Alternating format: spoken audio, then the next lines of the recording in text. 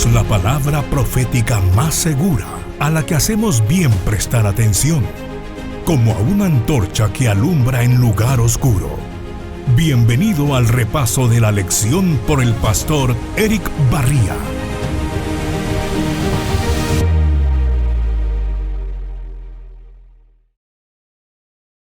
Hola mis amigos, bienvenidos al repaso de la lección número 8 de nuestra escuela sabática que lleva como título Instruyendo a los discípulos, parte 2. Ya hemos aprendido en el Evangelio de Marcos que los primeros 7 capítulos hablan de quién es Jesús, pero del capítulo 8 al 10 el evangelista Marcos va a destacar sus enseñanzas, sus instrucciones. Ya la semana pasada vimos algunos, esta semana vamos a aprender de otros que nos ayudan a entender cómo ser un verdadero discípulo y también el costo de ese discipulado. Vamos al versículo de memoria que se encuentra en Marcos 10:45. Dice así: Porque el Hijo del Hombre tampoco vino para ser servido, sino para servir y dar su vida en rescate por muchos. Esta semana nos vamos a dedicar al capítulo 10 de Marcos, todo el capítulo. Tiene algunas historias que nos dejan lecciones para aquellos que deseamos ser discípulos del Maestro. Cuando leemos Marcos capítulo 10, los primeros 12 versículos, vamos a encontrar un incidente interesante que nos ayuda a comprender un poco el tema del matrimonio como plan de Dios. Fíjense bien, los fariseos se acercan a Jesús con una intención sucia de hacerle preguntas capciosas para que Jesús se metiese en problemas con Herodes. La Biblia dice que los fariseos querían tentar a Jesús, es decir, ocupar una respuesta de Jesús para tergiversarla y ponerlo en problema con Herodes, que tenía un matrimonio ilícito. Con matrimonio ilícito nos referimos a que la Biblia menciona que Herodes estaba casado con la mujer de su hermano, es decir, su cuñada. Era una relación ilegítima. Y ellos querían entrampar a Jesús y se le acercan preguntándole acerca del divorcio. Algo que ellos manejaban bien y que entendían bien, pero querían a través de la respuesta de Jesús tomarlo desprevenido y buscarle causa contra Herodes, ya que Herodes había mandado encarcelar a Juan el Bautista y luego le había dado muerte por aquel baile que le hizo la hija de Herodías. También pensaban deshacerse de Jesús con una trampa. Pero Jesús aprovecha la ocasión para mencionar los grandes principios que gobiernan el matrimonio como una institución divina. Y está registrado en Génesis capítulo 1 y capítulo 2. Vamos a analizar las palabras de Jesús en forma específica respecto al tema del matrimonio que están en Marcos capítulo 10, específicamente los versículos 7 al 9. Dice así: Por esto dejará el hombre a su padre y a su madre, y se unirán a su mujer, y los dos serán una sola carne, así que ya no son más dos, sino uno. Estas palabras las está tomando Jesús de Génesis 2:24. Luego dice más: Por tanto, lo que Dios juntó, no lo separe el hombre. Entonces vamos a hablar de esa expresión de Jesús, de que lo que Dios juntó no lo separe el hombre. Cuando tomamos el versículo de Génesis 2:24 y luego lo llevamos a las palabras y a la explicación de Jesús, notamos algunos principios poderosos en cuanto a lo que es el verdadero matrimonio. Fíjense bien, dice, el hombre debe dejar a su padre y a su madre. Esto aplica también para la mujer, debe dejar a su papá y a su mamá y formar un nuevo hogar. Ahora, este dejar no es de olvidarse de los padres, sino que es la autonomía de una nueva familia. Es increíble la cantidad de matrimonios que se dañan por la entrada de terceras personas, de los padres. Cuando los padres entran a la nueva relación dando consejos, es excelente, pero cuando entran para meter cizaña, para poner en contra, dice la Biblia, lo que Dios une, que no lo separe el hombre. Hay muchos padres que separan a sus propios hijos, dañan el hogar. Llega la suegra visitando a la nuera, diciéndole que así no le gusta a su hijo la comida, que así no le gusta la ropa como se la obtiene, y ya empieza el problema en el hogar. Muchos matrimonios se han dañado por la entrada de un suegro o de una suegra. Ellos tienen su lugar y son parte de la familia, pero la Biblia dice, dejará el hombre a su padre y a su madre. Muchos padres son los responsables del sufrimiento de sus hijos o de que en cualquier situación vean como una salida el volver a casa y dejar a la esposa o dejar al esposo simplemente por falta de compatibilidad. Ahora es diferente cuando alguien regresa a casa porque su vida peligraba, pero muchas veces son los padres o terceras personas que entran al hogar para dañar el matrimonio, la institución del matrimonio. Lo que Dios unió, que no lo separe el hombre. Esto incluye a las leyes del país, a los abogados. Hoy es muy fácil ir con un abogado y romper la unión marital. Pero Jesús está diciendo que el matrimonio va más allá de las leyes de un gobernante. El matrimonio va más allá que una simple unión civil, que puede ser rota, si los dos están de acuerdo, por un divorcio legal. Pero ante los ojos de Dios, el matrimonio es para siempre. El matrimonio es una unión indisoluble. Lo que Dios une, ningún abogado lo puede separar. Es lo que está diciendo Jesús. Es increíble que a veces lo que separe a las parejas sean seres humanos. Otras terceras personas que entran para meter cizaña, uno de los cónyuges, amigos cercanos, hermanos de la iglesia que opinan, que les gusta el chisme, que llevan y traen información y de esa manera causan mucho dolor en muchos hogares hoy. Debemos entender el principio bíblico del matrimonio, que es que las personas puedan formar una sola familia, invitar a Jesús para que haga los milagros pertinentes y el matrimonio se convierte en una institución divina cuando ambos permiten que el Señor dirija su caminar. El matrimonio es un milagro donde dos personas se convierten en una sola carne, en un solo equipo. Y toda tercera persona que entra a ese círculo está rompiendo la ley de Dios. Está entrando a un lugar que no debe entrar, un lugar privado, sea papá, mamá, hermanos, amigos, hermanos de iglesia. Toda persona que opina de un matrimonio que no es el suyo está ocupando el lugar de Satanás. Es increíble que la cantidad de jueces y de consejeros que aparecen cuando un matrimonio no está bien.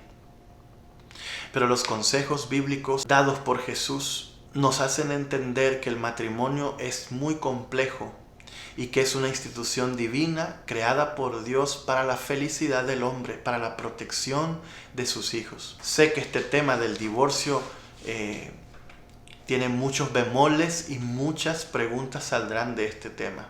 Hay muchas personas que se han vuelto a casar que no tienen el derecho bíblico para casarse. Israel practicaba el divorcio desde los tiempos de Moisés, por eso Moisés tuvo que regular el asunto del matrimonio, porque por cualquier causa se daba motivo de divorcio. Y hoy es muy común que los jóvenes entren en el sagrado matrimonio y si no son compatibles de carácter terminen divorciándose. Por eso los jóvenes que todavía están solteros deben entender que el matrimonio es muy complejo y que requieren mucha información, instrucción y sobre todo oración. La expresión dejar a padre y madre tiene que ver no solo con irse de la casa, sino con una madurez para enfrentar la vida. Esta unidad que Jesús dice y llegarán a ser una sola persona es muy importante porque es algo sagrado que Dios bendijo. El matrimonio sigue siendo una bendición para sus hijos en esta tierra, para el ser humano. Y hoy cuando el matrimonio está siendo muy fuertemente atacado, el Señor nos hace recordar la importancia de un hogar en esta tierra. Cada vez es más normal el divorcio en estos días. No puedo juzgar a nadie que se divorcie, pues hay algunas causas que son justas, como el adulterio, las adicciones, la violencia. Son causas justas para un divorcio. Pero el principio bíblico sigue siendo importante. Entender que el matrimonio es una bendición y que hacerlo correctamente glorifica a Dios es una de las lecciones más fuertes del discipulado. Jesús bendice el matrimonio, pero también ama a aquellos que han perdido su hogar. Y hay un lugar para ellos también en la obra del Señor como discípulos. ¿Qué estamos haciendo como iglesia para fortalecer los matrimonios? ¿Qué estamos haciendo como iglesia por aquellos que por alguna situación han perdido su hogar? ¿Cómo tratamos a aquellos que su matrimonio ha sido destruido? Es muy importante que como iglesia tracemos planes para ambos grupos de hermanos que tenemos. El estar casado es una bendición, pero también estar solo es una bendición para el Evangelio. Así que la bendición, ya sea que estés de un lado o de otro, debes saber que Dios te va a utilizar como discípulo de Cristo. La segunda enseñanza del discipulado tiene que ver con el lugar y el papel de los niños en cuanto a la salvación. Jesús llega a un lugar y los padres traían a sus hijos para que les bendijera.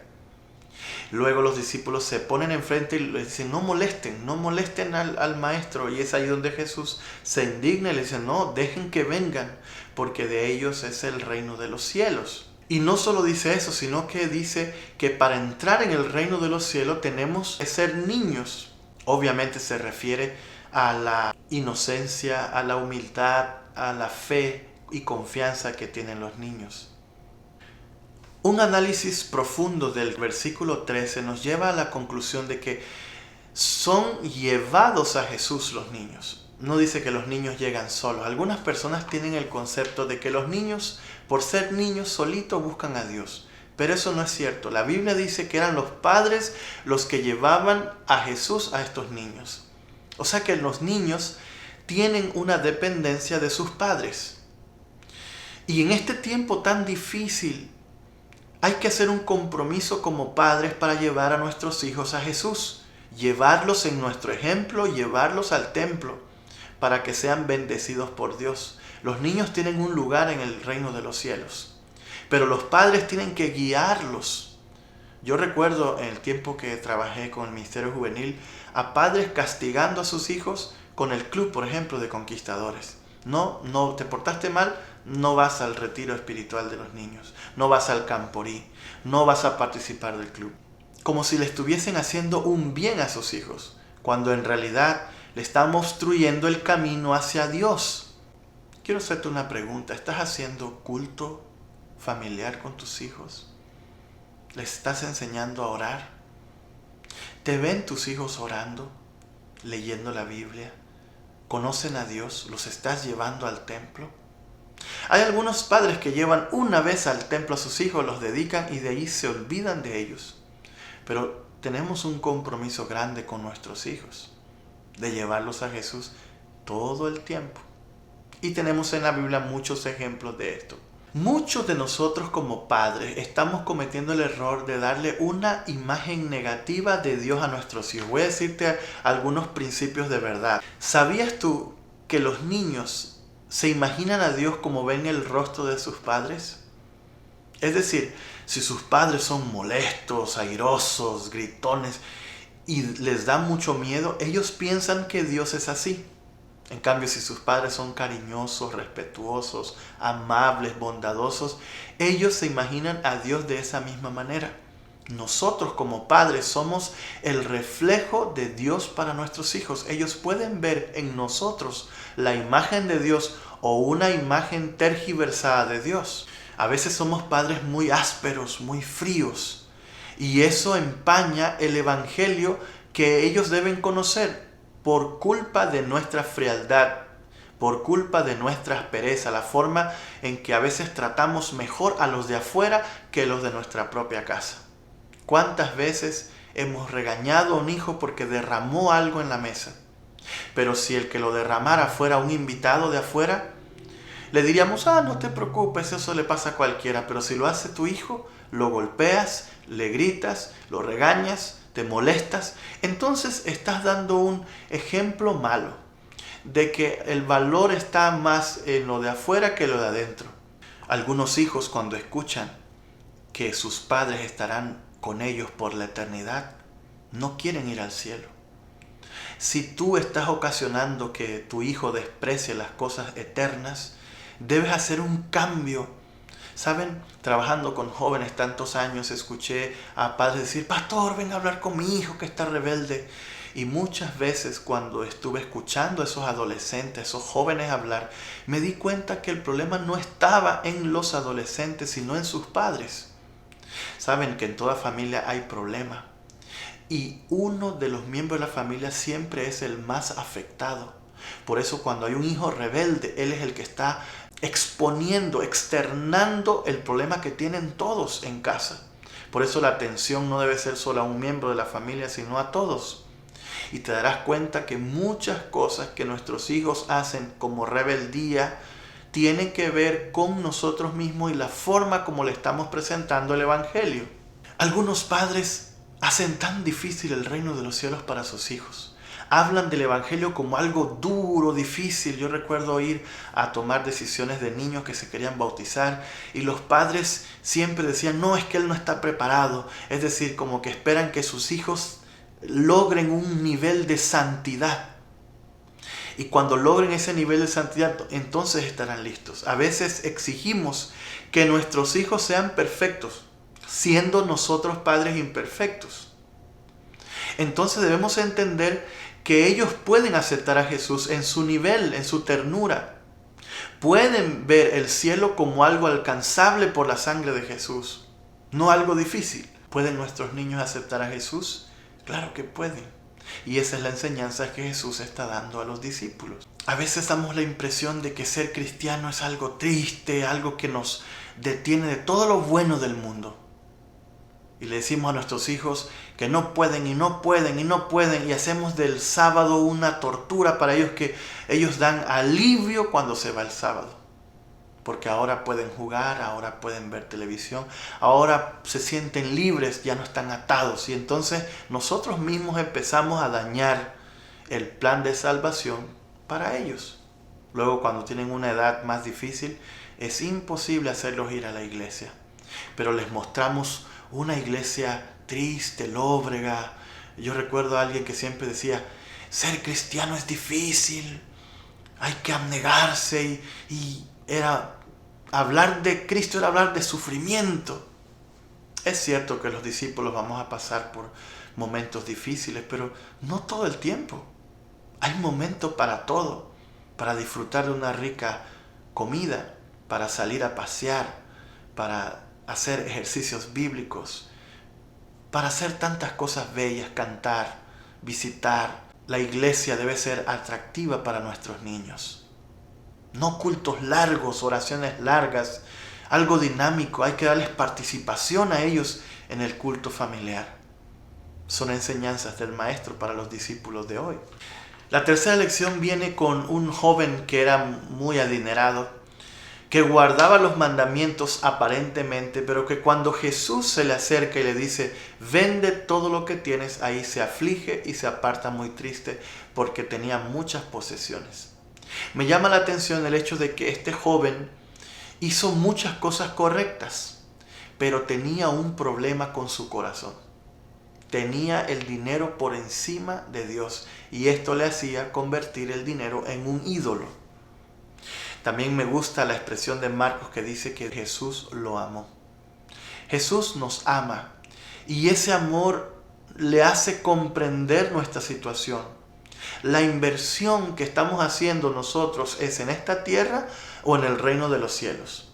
La verdad es que tenemos que definir a dónde queremos pasar la eternidad. Cuando los discípulos escucharon esto, se pusieron muy tristes y le dijeron: Maestro, entonces va a ser difícil ir al cielo. Pero Jesús les dice que no, que es por gracia. Por gracia es que un día tú y yo podremos estar en el reino de los cielos. Ahora, cuando esa gracia se manifiesta en el corazón, entonces nosotros aprendemos a desprendernos de todas las cosas que nos atan a este mundo. Necesitamos aprender a valorar las cosas eternas, el reino de los cielos. La comodidad en la tierra es muy importante. Hacer tesoros en la tierra puede ayudarnos a vivir cómodamente, pero no podemos olvidar la importancia que tiene hacer tesoros en el reino de los cielos. La forma de hacer tesoro en el reino de los cielos es poniendo a Dios en primer lugar en nuestra vida. Es colocando a Dios en el centro de todas las cosas y operaciones que hacemos como iglesia.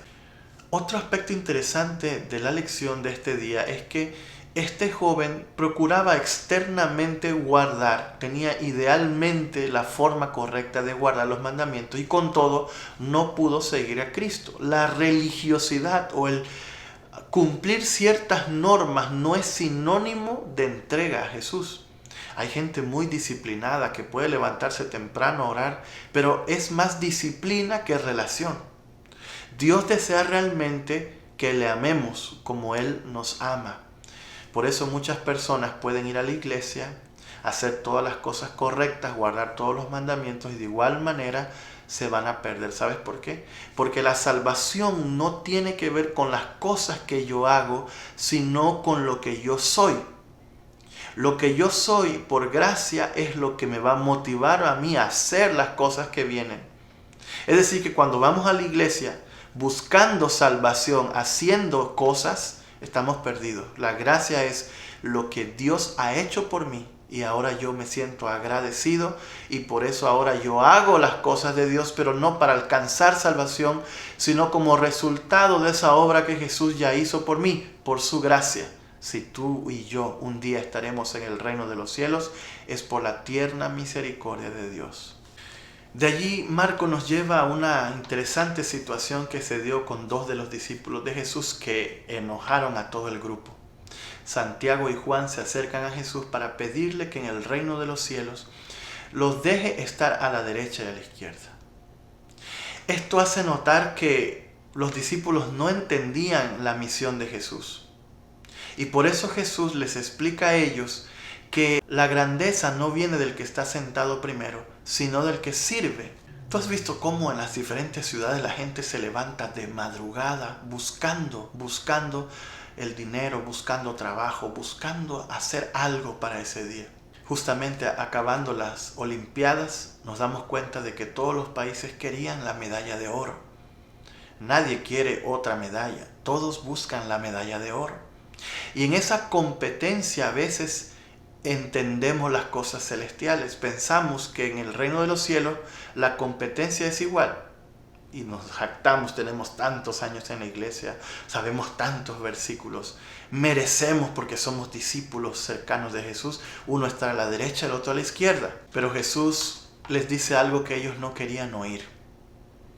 Y aquí hay un principio, a veces cuando hay algo que no queremos oír simplemente lo ignoramos o no, nuestra mente se cierra y no lo entendemos.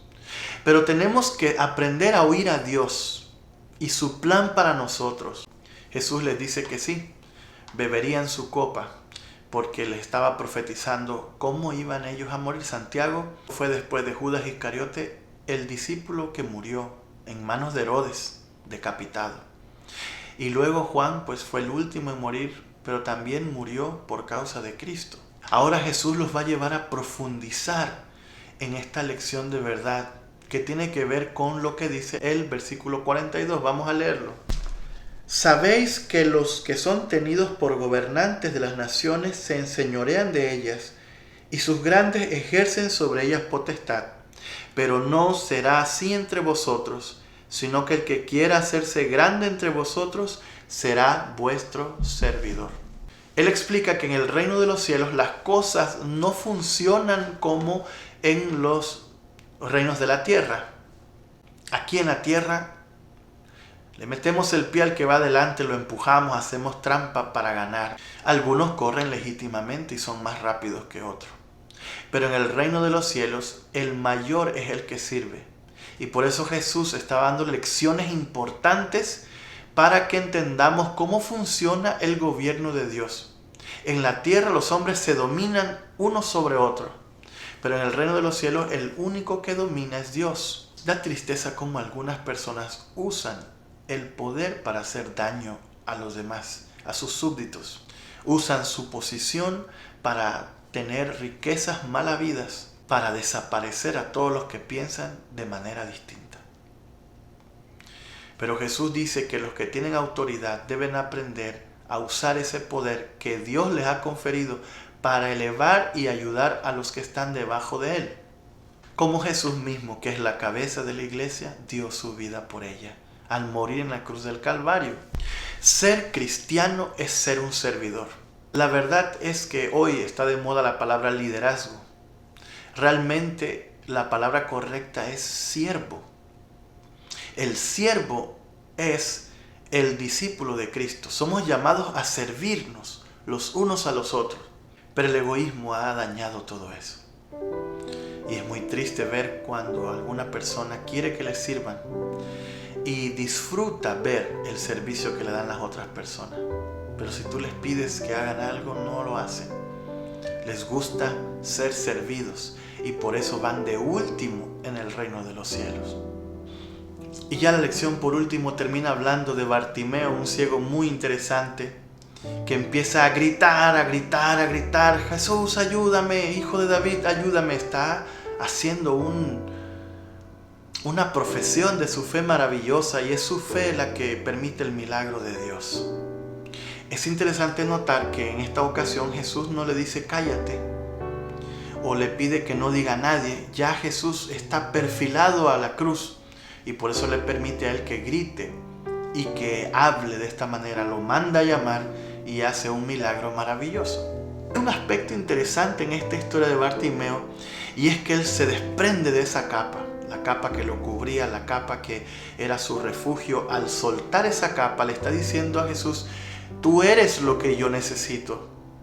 ¿Qué cosas tienes tú que no has soltado por causa de Cristo y que te están impidiendo la obra de Dios en tu corazón?